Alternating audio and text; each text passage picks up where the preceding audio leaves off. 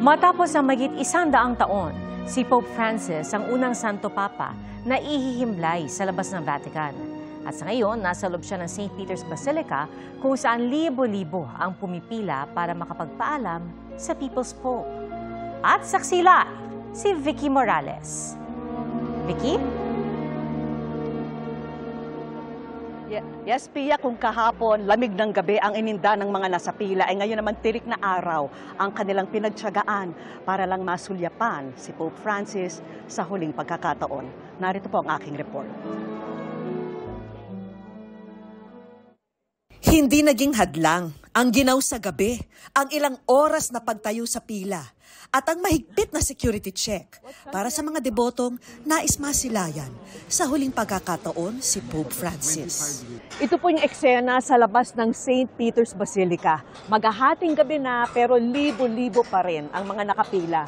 Sinasabi na abot daw ng 4 na oras ang waiting time dito, pero matyagang naghihintay ang mga mananampalataya para makapagbigay pugay sa minamahal na Santo Papa.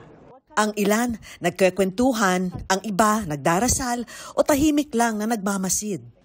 May ilan ding nagsiselfie at may nadatnan pa kaming grupo ng mga estudyanteng nag-alay ng kanta para sa ating Santo Papa.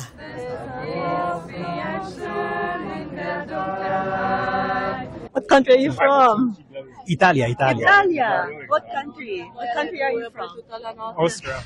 Austria. Hello. Wow. 12 na, nandito pa rin kayo. Diba? Kasi ang sabi nila hanggang 12 midnight lang ang pila. Pero lampas na 12, sabi nila uubusin daw talaga nila lahat ng tao dito. Diba? 12:30 in the morning at look at the people. Ito po nagpapatunay na talagang sa mahal ng mga tao. Walang pagod na nararamdaman. For hours and now we're almost there. Yeah, this is a wonderful experience because this Pope is great for us. So 3-4 hours is not a problem. Alauna na ng umaga at sa wakas nakarating na rin tayo dito sa steps ng St. Peter's Basilica. Sa loob ng St. Peter's Basilica, ito ang pila papuntang main altar kung saan inilagak ang mga labi ni Pope Francis. Tahimik lang na dumaraan ang bawat isa sa harap ng kanilang Santo Papa. Sa gitna ng kumikinang na altar ng basilika, kapansin-pansin ang simpleng kabaong gawa sa ordinaryong kahoy, maging ang payak na kasuotan na walang magarbong mga burda at walang tiara, alinsunod sa mga inihabilin ng People's Pope. Nag-start kami pumila mga 11:30. Bago pa kami nakapasok dito. Pero ngayon halos mag-aalas 2 na ng madaling araw. Pero iba yung experience. Handa kang maghintay kasi alam mo yung napaka-precious nitong sandaling ito. Yung makita mo kahit sa huling sandali si Pope Francis. Hello, Father! Naku, dito tayo nagkita dati kay Pope John Paul II, tapos eto na naman tayo nagkita ulit. Sana magkikita tayo pag buhay yung Papa. Ano yung kaibahan nung namatay si Pope Francis at Pope John Paul II? Unang-unang mapapansin mo, dati mas maraming kapagkahanda. At sa taon ngayon, itong taon na to, Jubilee, marami ng activity yung mga youth at nagbago rin yung setup ng Vatican. Sobrang hirap na pumunta dito sa set. Mukha bang si Cardinal Tagle, may very good chance ka? Yeah, marami nagdadasal para sa kanya. Pero kung sino man ang mabipiling Papa sa pamamagitan ng Conference ngayon, ay siyang kinakailangan at susubo ng Papa.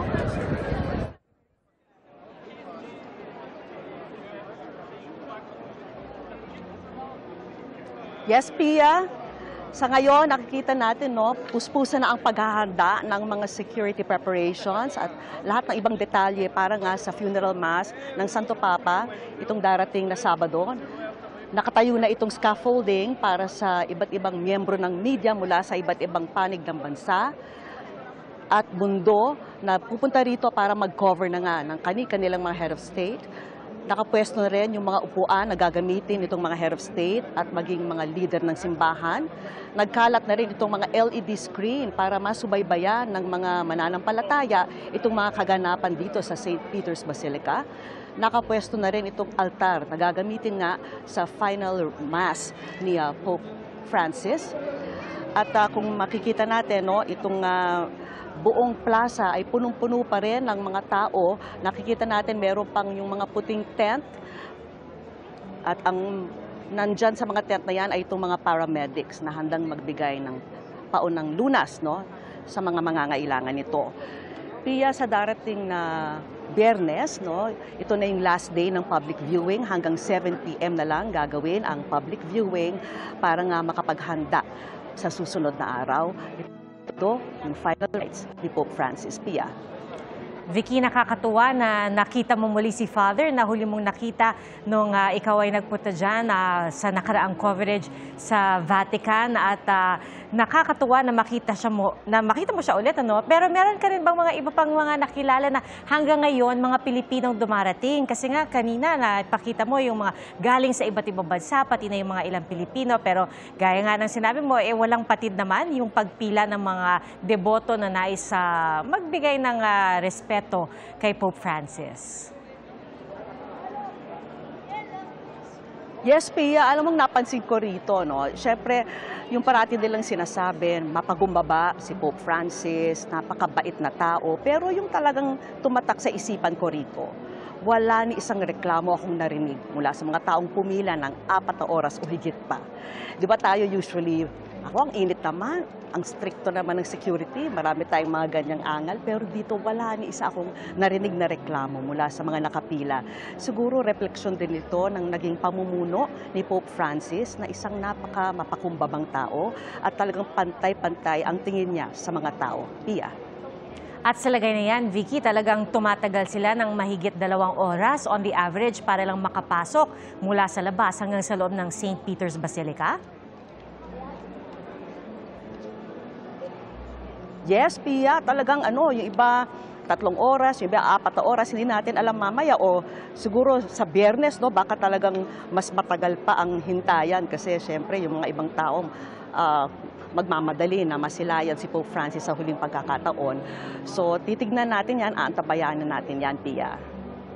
Maraming salamat sa iyo, Vicky Morales, live mula sa Vatican City. Mga kapuso, maging una sa saksi. Mag-subscribe sa GMA Integrated News sa YouTube para sa iba't ibang balita.